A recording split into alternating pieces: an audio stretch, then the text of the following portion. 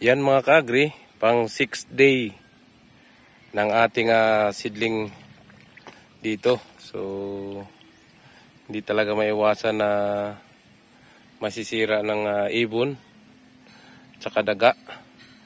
So, kaya nilagyan natin ng net dahil nung inilagay ko po dito, yung seedling tray ay talagang parang isang batalyon ng kung tawagin nila itong kulo-kulo o bato-bato sa dami.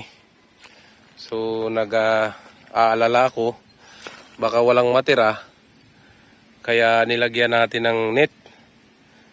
Ito ay treeless ng sitaw, hindi kaliitan ang mata pero naaalangan na rin ang mga ibon na lumapit dito. So yan yung update sa ating seedling.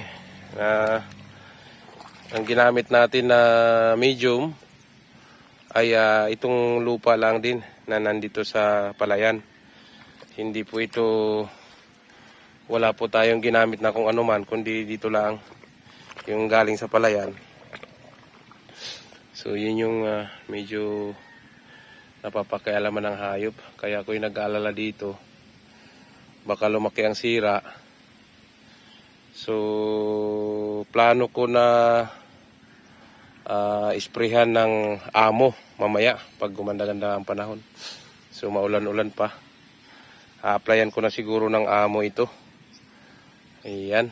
So yan lang muna ang update natin mga kaagri dito sa ating first time na ginawang seedling tray para masubukan natin yung ating mechanical walk behind transplanter. So ganyan sana siya ka-secured, kaso talagang kinakainan pa. Yan, at ito yung pang-alalay natin dahil experimental po ang gawa natin mga kaagri.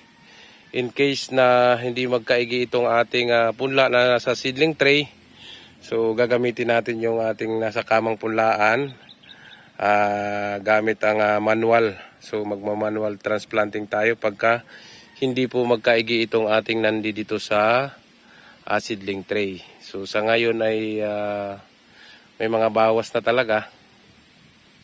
So pipilitin natin nang masubukan natin yung ating walk behind transplanter.